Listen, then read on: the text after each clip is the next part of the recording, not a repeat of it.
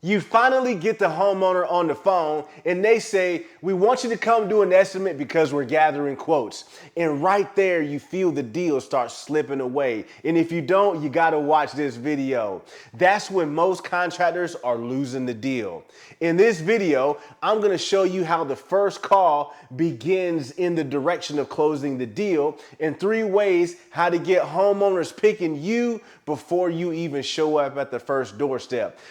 You finally get the homeowner on the phone and they say, we want you to come do an estimate because we're gathering quotes. And right there, you should feel the deal start slipping away. And if you don't, you got to watch this video because that's where most contractors are losing the deal. In this video, I'm going to show you why the first phone call is the beginning of where the deal starts to close, and 3 ways to have homeowners pick you before you show up at the first doorstep. My name is Kevin Cook, the creator of the Dirty Work sales system. I help contractors like you close deals, increase your close rates, and build 6- and 7-figure companies, turning you from an estimate giver to a deal closer. I've owned 2 7-figure companies myself, a landscape company for a decade, and an 18-wheeler trucking company for 5 years running across the country.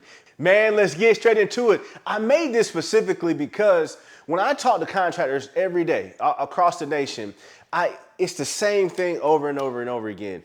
They call you, you get excited for them to get on the phone. They say they want an estimate. All you get is their name, their phone number, and their address, and basically they want something, so you rush over there. As soon as you get over there, it's the same thing, man. They're either tire kickers, they don't have money, they have crazy expectations, or it's just not a good alignment, and we're not figuring that out before we get there. They don't know about you. They don't know about too much about what they want. You don't know about them. It's totally like a very vague situation when you go over there. I remember starting my career like that, but I'm telling you, when you're trying to grow your business, that sucks because you want to have all of your time geared towards what you want to sell and what you want to do. This video today is going to help you maximize that time and start moving toward a close. Let's get into it, baby. Number 1, listen, qualify with emotions. If you'd have told me about emotions a long time ago, I wouldn't even understand what you were saying. I would have called you stupid. I would have said, what does that got to do with cutting some grass or transport materials on a truck? And it has everything to do with it. Why? Well, that's exactly why. You want to understand why your customers want something. Estimate givers are going to ask what you want, and they get excited. I'm going to use decks, for example. They say, oh man, I'm excited. This person wants a deck. I got a lead. Let me go over there and get it. Well, the problem with that is the deal closer on the opposing end is going to say, why do you want the deck? It's more important to figure out why you want it, because all that information is going to help you close the deal on the spot. In the Dirty Work sales system, baby, we close on the spot. We don't close by giving no estimates out and waiting. Come on, man. Listen, like back in the day, I had cars. I had a lot of cars, man. I had a lot of cars, got me a lot of financial trouble, motorcycles, everything. And I hope you're not that guy because it'll wreck your life and your credit for a while. But listen, back in the day, I had a lot of cars. And I didn't buy them for the purpose that they were used for. The purpose is to get from point A to point B faster than walking, right? I only bought my first car like that. Well, my parents bought my first car like that. All the other cars I bought were emotions. I was a ladies' man back in the day, man. I wanted to look cool, dog. I had Mazdas, I had Chevys, I had Fords, I had Dodges, I had everything with cool rims on it with cool sound. All of it was external, which was emotionally. So if I walked in a car lot and the guy said, hey, I got a car that gets you from point A to point B, I'm not interested. I hope you understand that. Whatever you offer, just because they want the thing and you don't know why they want it, you are disconnected and they are not interested.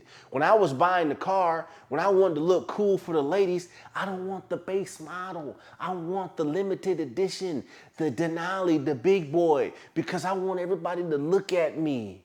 That's emotions, and it didn't make no sense. That's also gonna debunk your thought process internally when you're making the deal, when you're on the phone, because you're gonna know that the price and what you want doesn't make no sense, right?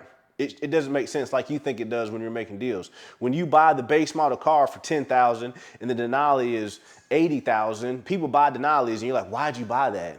Because it looks good. It's emotions. So guys, on the first call, you got to tap into the emotions, get out of that estimate giver of asking people exactly just what they want and ask why they want it so you can encompass the whole idea. All right, so you can use that towards the close. You don't want to get to the close and say, you want it because you want a deck and it's a great price. That's a weak argument. That's a weak close, okay? Number 2, anchor value versus the price. If you would have told me back in the day, again, value versus price, I wouldn't have understood what you were talking about. And I'm sure you hear it all over the internet. Guys are like, value, value, value, value. What is value? All right? Just understand this. If you don't have value in a sale, you have nothing but the price. And when you're arguing about the price going back and forth, you're just bargaining, right? And it's never up, it's always down. You're trying to wheel and deal, make a deal. If you don't know what the customer wants, if you don't know why they want it, and if you're not stacking value in your service or your sale, the only thing you have left is the price. And that next thing you're gonna hear is, I got somebody who can do it cheaper, or it's too expensive.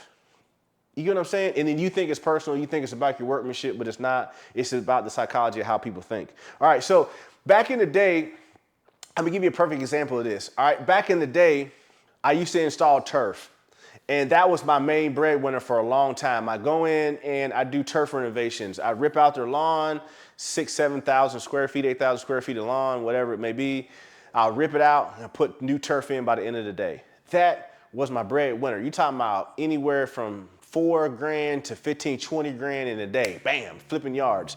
Well, the big sticking point when I was selling that for a long time, this is gonna help you landscape guys out, was people who didn't buy it and they think they couldn't have it because they didn't have a sprinkler system, right? I live in North Carolina. It gets real hot in the summertime and it'll smoke some grass. The warm season grass, like Bermuda or Centipede or something like that, they wouldn't buy it because they'd be scared it'd burn up. And they say, I'm gonna spend $10,000 and my grass is gonna burn up. Well, I had to anchor value in giving them a peace of mind, which is value, to say that I'm gonna install a sprinkler system for you in above ground. So the only thing I would do is go get some hoses, go get some impact sprinklers from Home Depot with a timer on the spigot, with a 4-bank spigot, and run 4 hoses around the yard, 4 hoses on one side of the house, 4 hoses on the other side of the house, set them on timers, and they set in zones and they water their lawn. It gave them a peace of mind, and I promise you, I sold at least $1 million more based on that fact. Because I was stacking value. Guys were asking, hey man, how are you selling so much? I'm selling so much because I'm giving somebody $150, $200 more of something so basic because it's a peace of mind. It's value. All right. Also, when you're anchoring value versus price, peace of mind is one of those. Selling the outcome. Okay. They also have the freedom. All right. Value is also based in freedom. So if we're talking about the turf sales, freedom is the peace of mind that they have, and also the freedom that they can just come and go as they please and not have to worry about it. All that means is they can sit in their garage or sit in their window and just watch you go to work. And then once they're done working, they have the peace of mind and the freedom to sit there and drink their coffee and not worry about one bit that their yard is going to get torched and their $10,000 is going to be gone, right? And they have pride, which is number 3. They have pride, peace of mind, freedom, and pride to stand there and look and feel good about it. If you can paint that picture during the sale, if you can just paint that picture for them on the phone call, bro, talk about your sales going boom, going up because they feel good about you. That's one of the reasons why they're gonna pick you before you even show up, because they feel so excited about what you built for them in their minds. All right. Then the price, when your value goes up, the worry and the concern about the price goes down. If it sounds crazy, man, he told me 15 years ago I won't believe it, but I'm telling you, it's gonna crush, I promise for you. All right, number 3, let's get into number 3. All right, you gotta guide people to the close. All right. One of the biggest things that contractors have a problem with is feeling scared about driving a customer towards a close. You know, you're guiding them there, right? We measure, we're confident when we talk about our stuff, we get in there, we do our thing, we get the estimate done. All right, we need to be getting the estimates done on the spot. You need to deliver the estimate on the spot. That's one of the key things to closing deals, delivering estimates on the spot. But whenever we deliver the estimate, we say, here's the estimate, just let me know. Golly, that's the worst thing you could say. Just let me know. Let you know. That is not a closing process. You're not closing, you're just praying and hoping, all right? To get the customer to try to start them to pick you, to guide them to pick you from the first call, is you're letting them know that you're going to be making this, that there's a decision that there is a decision that is going to be made at the end of the transaction, whatever it is. When you guide a customer to the close, the estimate giver is going to say, here's the estimate, just let me know. The deal closer is going to say, it's not going to walk around and say, I'm going to give you the estimate in 2 days. He's going to go to the truck, work it up, email it, or print it in his car, or give it to you in his hand and say, give it to you in your hand and say, here goes the estimate, ma'am. Do you have any questions? If you put your deposit down today, I can put you on a schedule and we can have you install date next week, next month, in 2 weeks. How would you like to pay for that? Cash, credit, ACH, wire transfer, and then wait, right? Right? So you're guiding your customers to the close. If you're not guiding your customers to the close, they don't even think in their mind that they want to do this. How do all these three wrap up in the conversation that you're having at the very beginning? They called you because they want estimates, because they're getting quotes together. They're putting things together to make a decision. You have to pierce through and guide them towards picking you. Not based upon them just hanging out and waiting. You want to pump all the fuel in the situation to give you the very best odds to pick you, and you want to drive it to the close by getting to the end and asking them for the deal, for the order, for the service, for the money, a deposit, so you can put them on the calendar. How do you want to pay for it? But I promise you, if you are sending estimates and hoping and praying, you are an estimator. You're an estimate giver. You're not a deal closer, all right? You're not a closer. Deal closers ask for the sale every time. If you want the actual script that I give my clients to start to close on the first call, it's called the Dirty Work First Call Cheat Sheet. Just click the link in my bio. I'll send it to you for free, no questions asked, man. Until then, man, stay tuned for the next one so you can go from an estimate giver to a deal closer. Man, let's get it.